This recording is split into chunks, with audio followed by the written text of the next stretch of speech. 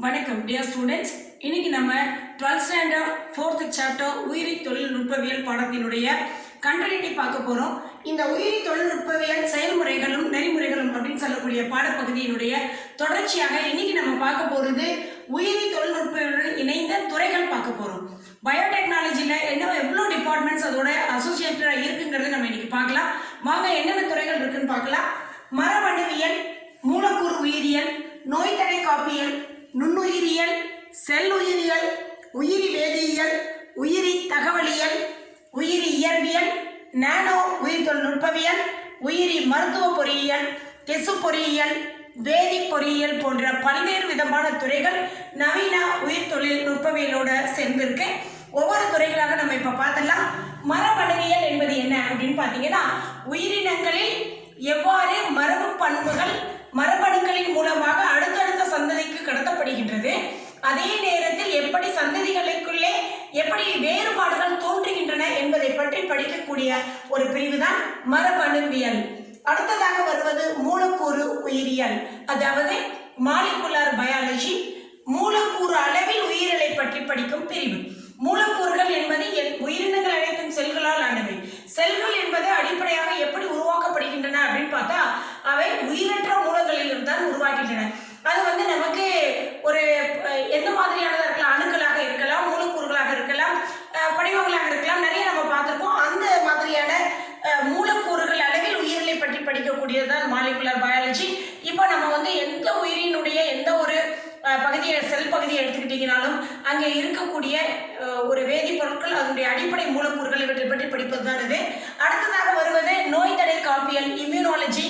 நோய் தடை காப்பியல் என்பது இம்யூனாலஜி என்பது நம்மளுடைய உடலானது நோயினால் பாதிக்கப்படும் பொழுது, மனிதர்கள், விலங்குகள், தாவரங்கள் போன்றவை நோயினால் பாதிக்கப்படும் பொழுது அங்கே என்ன நடைபெறும். இப்போ எஸ்பெஷலி பார்த்தீங்க அப்படின்னா, விலங்குகளையும் மனிதர்களையும் நோய் தாக்கப்படும் பொழுது நம்மளுடைய உடலை அந்த நோயிலிருந்து பாதுகாப்பதற்காக நம் உடலுக்குள்ளே முக்கியமான நிறைய செயல்கள் நடைபெறும். அதில் தடைக்காப்பு மண்டலம், நோயை எதிர்த்து செயல்படக்கூடிய இரத்த வெள்ளை அணுக்கள் ஆகட்டும், அந்த டி லிம்போசைட்டுகள் என அழைக்கக்கூடியவை, மானோக்ளோனல் ஆன்டிபாடிகள் போன்ற நிறைய எதிர்ப்பு செல்கள் தோன்றி நம்ம நோயிலிருந்து, அந்த நோய் கிருமியிலிருந்து நம்மை பாதுகாப்பதற்காக போராடும். அந்த உடலின் தற்காப்பு நடவடிக்கையை பற்றி படிக்கக்கூடிய பிரிவை தான் நோய் தடை காப்பியல் அப்படின்னு சொல்றோம். அடுத்ததாக இருப்பது நுண்ணுயிரியல், மைக்ரோபயாலஜி. இந்த இது என்ன அப்படின்னு பார்த்தீங்கன்னா, பாக்டீரியா, வைரஸ், பூஞ்சை, ஆல்காக்கல்ல மிக சிறிய நுண்ணுயிரிகள், புரோட்டோசோவாக்கள்ல கண்ணுக்கே தெரியாமல் நுண்ணோக்கில் பார்க்கக்கூடிய இந்த நுண்ணுயிரிகள் பற்றியும், அவை மனிதர்களிடையே எப்படி தாக்கத்தை ஏற்படுத்துகின்றன, என்ன மாதிரியான நோய்களை உருவாக்குகின்றன என்பதை பற்றி படிக்கக்கூடிய பிரிவு தான் நுண்ணுயிரியல். இந்த நுண்ணுயிரிகள் நமக்கு பல்வேறு விதத்தில் பயனுள்ளதாகவும் இருக்கின்றன. இவை எல்லாவற்றையும் படிக்கக்கூடியதுதான் நுண்ணுயிரியல். அடுத்ததாக வருவது செல் உயிரியல், சைட்டாலஜி அல்லது செல் பயாலஜின்னு சொல்லுவோம். இந்த செல் உயிரியல்ல செல்கள் எப்படி அவற்றோட சூழ்நிலையுடனான இடைச்செயல்ல ஈடுபடுகிறது, எப்படி ஒரு செல்லானது ஃபங்க்ஷன் ஆகுது, எப்படி மற்ற உயிர் வேதி செயல்கள் எல்லாம் அந்த செல்லில் நடைபெறுகிறது, இவை எப்படி சூழ்நிலையுடன் இடைச்செயலை புரிகிறது அப்படிங்கிறத பற்றி படிக்கக்கூடிய பிரிவு தான் செல் உயிரியல். இதில் பல்வேறு விதமான செல் நுண்ணுறுப்புகள் பற்றியும், செல்லினுடைய முழுமையான அமைப்பு, அவற்றின் செயல்பாடுகள் பற்றி படிக்கக்கூடிய பிரிவாக அமையும். அடுத்து வருவது உயிரி வேதியியல், பயோகெமிஸ்ட்ரின்னு சொல்லக்கூடியது. இந்த உயிரி வேதியியல் உயிரின அமைப்புகளின் வேதிய செயல்முறை பற்றிய பிரிவு. ஒவ்வொரு உயிரினத்தினுடைய எந்த ஒரு பகுதி, ஈவன் ஒரு உட்கருன்னு எடுத்துக்கிட்டோம்னா இருக்கக்கூடிய குரோமோசோம் ஆகட்டும், அந்த குரோமோசோமில் இருக்கக்கூடிய ஜீன்கள் ஆகட்டும், இருக்கக்கூடிய டிஎன்ஏக்கள், அதில் நியூக்ளியோடைடுகள் எப்படி இருக்கு, அந்த மூலக்கூறு அமைப்பு எப்படி இருக்கு. இப்போ ரைபோசோம் எடுத்துக்கிட்டோம்னா ரைபோசோம்கள் எப்படி அமைக்கப்பட்டிருக்கின்றன, அவற்றில் என்ன அடிப்படை மூலங்களாக இருக்கின்றன என்பது போன்ற அந்த உயிரின அமைப்புகளின் வேதிய செயல்முறையை பற்றி படிக்கக்கூடியது.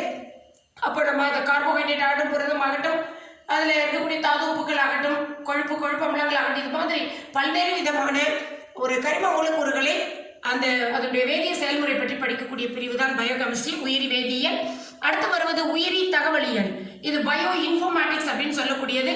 இது உயிரியலும் கம்ப்யூட்டர் இருக்கு இல்லையா, கணினி தொழில்நுட்பமும் உயிரியலும் இணைந்த ஒரு பிரிவு தான், சேர்ந்தது தான் உயிரி தகவலியல்.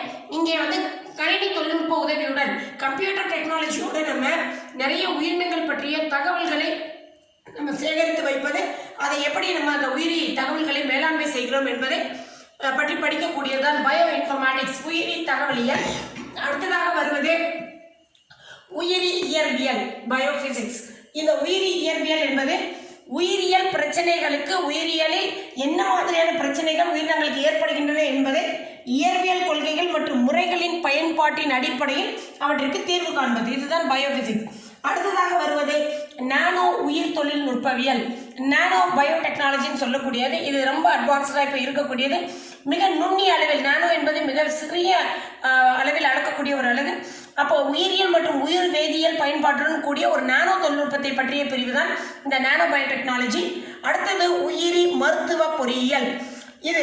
இதில் பார்த்தோம் அப்படின்னு சொன்னால் பயோமெடிக்கல் என்ஜினியரிங், உயிரி மருத்துவ பொறியியல், பயோமெடிக்கல் என்ஜினியரிங்கில் மருத்துவத்துறையில் எப்படி இந்த பொறியியல் கொள்கைகள், என்ஜினியரிங் சார்ந்த இந்த கொள்கைகள் மற்றும் தொழில்நுட்ப முறைகளின் பயன்பாடு மருத்துவத்துறையில் எந்த அளவில் பயன்படுகிறது, ஈவன் மருத்துவத்துறையில் நாம் பயன்படுத்துகின்ற மருந்துகளாகட்டும் அல்லது கருவிகளாகட்டும், மருத்துவ உபகரணங்கள் அனைத்துமே இவையெல்லாம் எப்படி கட்டமைக்கப்படுகின்றன, எப்படி செயல்படுகின்றன, இது மாதிரி முழுமையான விளக்கங்களை தருவதுதான் உயிரி மருத்துவ பொறியியல். அடுத்தது பார்த்தீங்கன்னா திசு பொறியியல் என்பது இது டிஷ்யூ என்ஜினியரிங் சொல்லக்கூடியது. இங்கே உடல் திசுக்கள் அல்லது உறுப்புகள் மாற்றி அமைப்பதற்கோ அல்லது நம்ம உயிரினங்களில் ஏற்பட்ட பிரச்சனைகளை சரி செய்வதற்கான உயிரி பொருட்கள் மற்றும் மூளைச்செல்களை எப்படி உருவாக்குகிறோம் என்பதை பற்றி படிக்கும் பிரிவு தான். இப்போ எக்ஸாம்பிளுக்கு பார்த்தீங்கன்னா நம்மளுடைய உடல் செல்களில் ஏதாவது பிரச்சனைகள் ஏற்பட்டு உறுப்புகளில் ஏதாவது ப்ராப்ளம் ஏற்படுது அல்லது திசுக்களை முழுமையாக வெட்டி எடுக்கிறோம் அப்படின்னு சொன்னால் இப்போ அதை எப்படி அதை நீக்குவது, அந்த நீக்கப்பட்ட பகுதிக்காக வேறு மற்ற என்ன ஒரு பொருளை உள்ளே அமைப்பது அப்படிங்கிற மாதிரி ஆர்டிஃபிஷியலாகவே இன்றைக்கி நம்ம நிறைய தொழில்நுட்ப முறையில் நிறைய உறுப்புகளை உருவாக்குறதுலாம் நடக்குது. அது பற்றி முழுமையாக செய்யக்கூடிய படிக்கக்கூடிய ஒரு பிரிவு தான் திசு பொறியியல். அடுத்து வருவது கெமிக்கல் இன்ஜினியரிங், வேதி பொறியியல். இப்போ இந்த வேதி பொறியியல் கெமிக்கல் இன்ஜினியரிங் பொறுத்த வரைக்கும் இயற் அறிவியலாக இருக்கட்டும் அல்லது உயிர் அறிவியலாக இருக்கட்டும், பயோபிசிக்ஸ் ஆர் பயோ சயின்ஸாக இருக்கட்டும், இவற்றினுடைய பயன்பாடுகள் எப்படி ஒரு மூலப்பொருட்களை மதிப்புமிக்கவையாக மாற்றுகின்றன, எப்படி ஒரு மூலப்பொருளை மதிப்புமிக்க ஒரு வேல்யூபிளான பொருளாக மாற்றலாம் அப்படிங்கிறதுக்காக பயன்படுத்தக்கூடிய இயற் அறிவியல் மற்றும் உயிரறிவியல் பயன்பாடுகளை பற்றி விளக்குவதுதான் வேதி பொறியியல் என்பது. ஸோ இப்போ நம்ம நிறைய உயிரி தொழில்நுட்பங்களுடன் இணைந்த துறைகளை பற்றி இப்போ இவ்வளோ துறைகள் இருக்குன்னு நம்ம பார்த்துருக்கோம். இது எல்லாவற்றிலும் பார்த்தீங்கன்னா இந்த பயோமெடிக்கல் இன்ஜினியரிங் ஆகட்டும், நானோ பயோடெக்னாலஜி ஆகட்டும், இல்லை ஒரு இம்யூனாலஜி ஆகட்டும், மைக்ரோ பயாலஜி, இது மாதிரி ஒரு பிரிவும் பயோ இன்ஃபர்மேட்டிக்ஸ் போன்ற அனைத்து பிரிவுகளுமே இன்னைக்கு ரொம்ப அட்வான்ஸ்டாக வெல் டெவலப்டாக இருக்கக்கூடிய துறைகளாக இருக்கின்றன. இதன் மூலமாக நம்ம மருத்துவ உலகத்திலும் சரி, மனிதனுடைய வாழ்க்கையிலும் சரி பல்வேறு விதமான பயன்பாடுகளை பெற்று வருகிறோங்கிறதா உண்மை. அதோடு சேர்த்து இந்த நவீன உயிர் தொழில்நுட்பவியல் பயிர்கள் வணிக நோக்கத்தில் நமக்கு அதிக அளவில் பயிரிடப்படுகின்றன.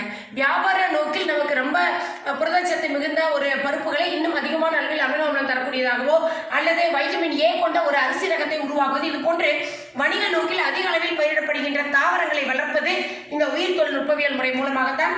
அடுத்ததாக ஒரு நோயினுடைய அறிகுறி அல்லது பண்புகளை கண்டறிவதற்கு நம்ம உயிர் தொழில்நுட்பவியல் முறையை நம்ம பயன்படுத்திக்கிட்டு இருக்கோம். எப்படி இந்த நோயை உருவாகின்றது, இந்த நோய்க்கான காரணிகள் என்ன, அவற்றினுடைய பண்புகள் என்ன அப்படிங்கிறதெல்லாம் நம்ம அந்த மாதிரியான விஷயத்தை கண்டுபிடிக்கிறதுக்கெல்லாம் இது பயன்படுகிறது. மருந்தாக்கவியல் என்பது மருத்துவ சிகிச்சையில் பயன்படுத்தப்படும் மருந்து பற்றி படிக்கக்கூடிய ஒரு பிரிவு.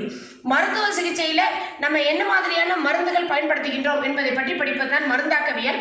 அடுத்து தடுப்பூசி என்பது ஒரு குறிப்பிட்ட நோயிற்கு நோய் எதிர்ப்பு சக்தி தரக்கூடிய எதிர்ப்பொருளையோ அல்லது ஒரு எதிர்ப்பு புரதத்தையோ நம்ம உருவாக்குவது என்பது இந்த பயோடெக்னாலஜி மெத்தடில் இப்போ நடந்துகிட்டு இருக்கு.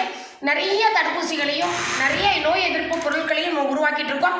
அடுத்ததாக கால்நடைகள் பொருட்களையோ அல்லது வேண்டியவற்றையோ தயாரிப்பதற்கு நமக்கு தேவையான விலங்குகளிலிருந்து நாம் பெறக்கூடிய பொருட்கள் அல்லது இன்னும் நமக்கு என்னெல்லாம் தேவையோ அவற்றை தயாரிப்பதற்கு நம்ம என்னென்ன விலங்குகள் தேவைப்படுகின்றதோ அந்த விலங்குகளை நம்ம வளர்ப்பது, கால்நடைகளை விதவிதமான முறையில் அந்த கால்நடைகளை வளர்ப்பது, அந்த கால்நடைகளில் நாம் எதிர்பார்க்கக்கூடிய அந்த ஒரு பண்பானது வரணும் அப்படின்னா அதற்கு இந்த உயிர் தொழில்நுட்பவியல் முறை மூலமாக கால்நடைக்குள் அந்த பண்பை வர வச்சு நமக்கு தேவையான பொருட்களை இதன் மூலமாக பெற்று வருகிறோம்.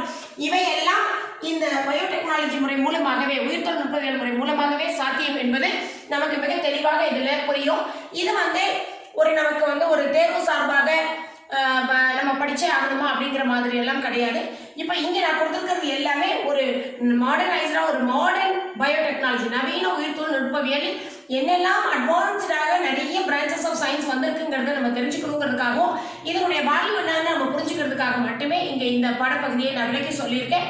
இதில் வந்து ஏதாவது ஒரு பிரிவை பற்றி 2 மதிப்பெண்களை கேட்டாலோ அல்லது வந்து 1 மதிப்பெண்ணில் அந்த விளக்கத்தை கொடுத்து இது என்ன பிரிவு என்று கேட்டாலும் நம்ம வந்து மிக தெளிவாக அதை பற்றி நம்ம எளிதாக விளக்க முடியும் என்பதற்காக இந்த பாடப்பகுதிகளை நான் உங்களுக்கு விளக்கி கூறியிருக்கேன்.